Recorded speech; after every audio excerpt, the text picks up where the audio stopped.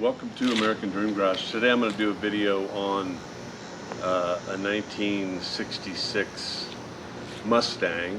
This particular Mustang started its life as a coupe and then went through a full rotisserie restoration to first convert it to a fastback and then to convert it to a GT 350H or Hertz recreation. The car has a 1967 289. I'm researching the block itself, but is rebuilt to K-code specifications.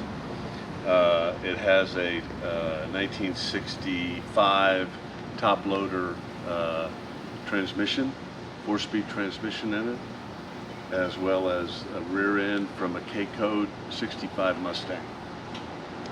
The conversion included functional rear scoops, functional hood spoiler, or not spoiler, but air induction.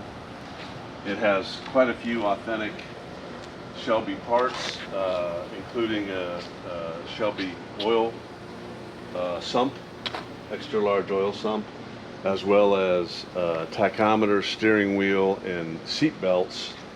I don't know about the valve covers. I'm trying to do research on it. But every single square inch of this car has been gone through.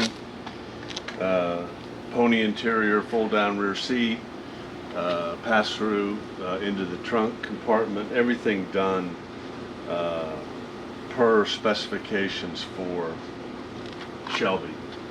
The only thing I don't believe it has is the dual point ignition system, and the car is spotless. I mean, you could eat off every section of this car. So we will do a test drive on it and a walk around so you can see it more closely, and put out the full video.